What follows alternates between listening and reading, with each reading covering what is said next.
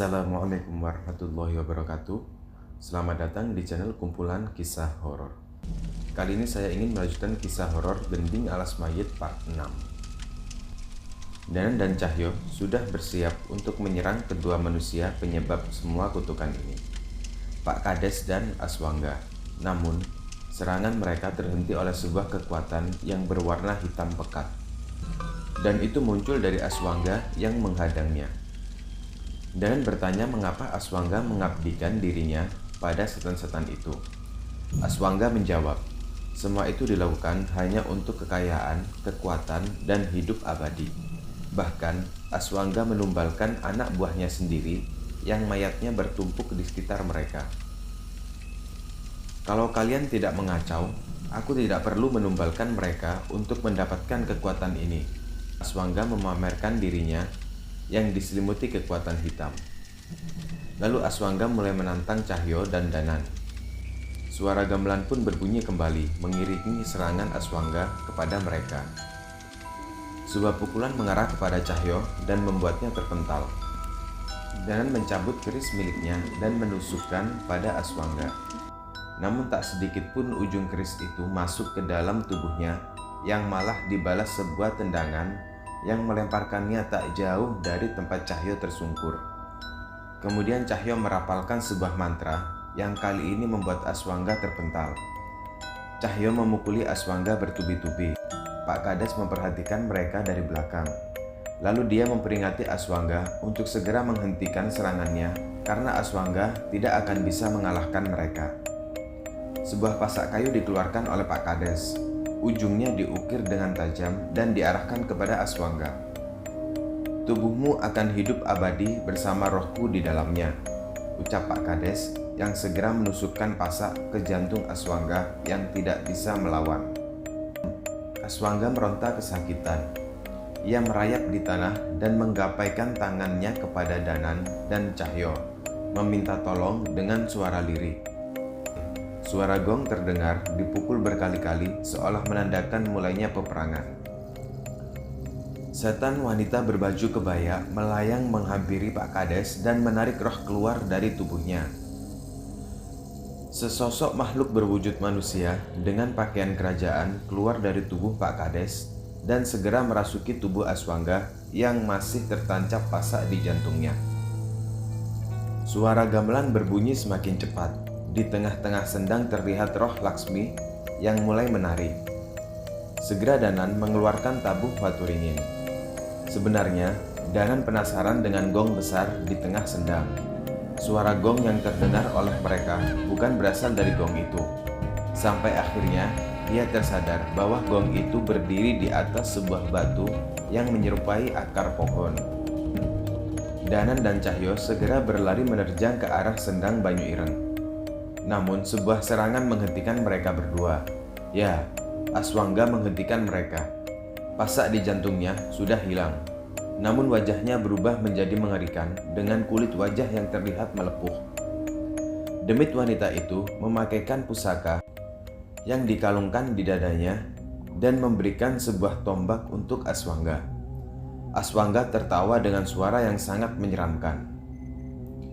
Pemandangan yang begitu mengerikan.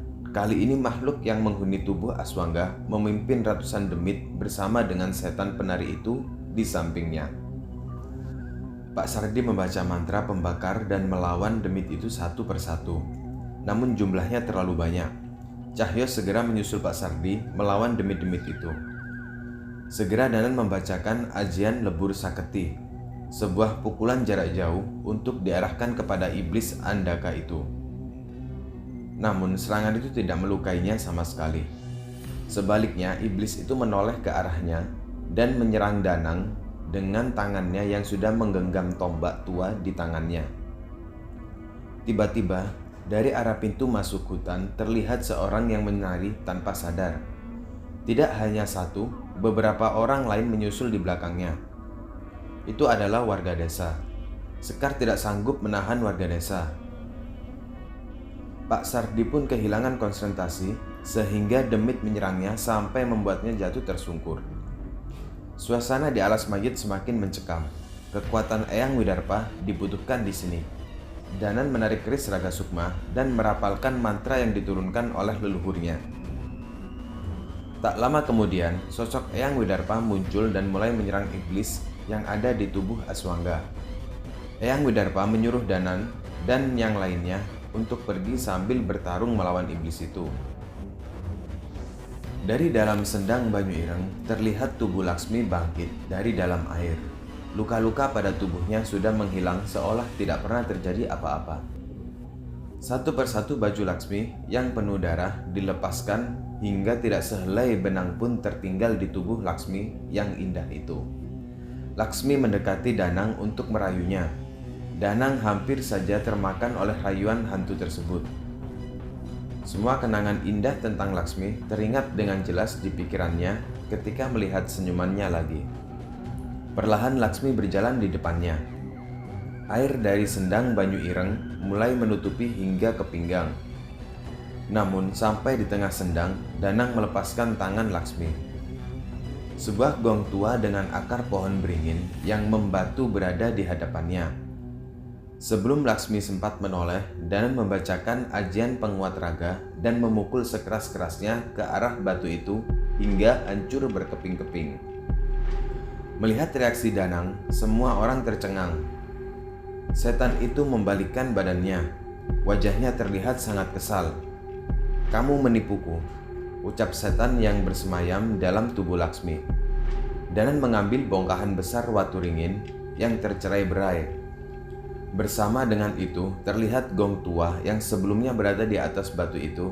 Ternyata gong tua itu adalah peninggalan warga dulu saat mengalahkan kutukan gending alas mayit.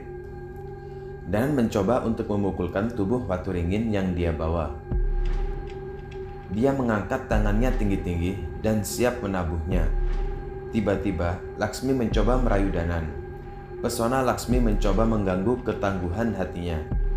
Namun Danan tetap menjatuhkan tangannya dan memukul sekeras mungkin gong itu yang sudah membatu di tengah sendang. Suara mendengung terdengar ke seluruh hutan. Sebuah distorsi besar terjadi antara alas mayit dan dimensi alam gaib. Suara gamelan terhenti. Suara mendengung itu menyiksa setan-setan pengikut roh penari itu. Tak sanggup menahan siksanya, setan itu keluar dari tubuh Laksmi. Makhluk-makhluk itu tak mampu menahan kekuatan besar yang muncul dari suara ini, hingga mereka memilih untuk mundur ke ruang distorsi dan kembali ke alam gaib. Suara gong mendengung sangat lama. Warga terlepas dari kutukan dan segera meninggalkan alas mayit dengan bantuan sekar. Di balik kejadian itu, Eyang Widarpa masih bertarung melawan iblis yang ada di tubuh Aswangga.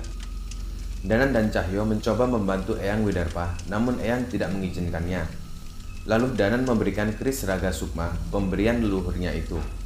Tanpa berbicara sepatah kata pun, Eyang Widarpa menangkap keris itu dan melanjutkan pertarungannya. Eyang Widarpa menusukkan kerisnya pada jantung Aswangga.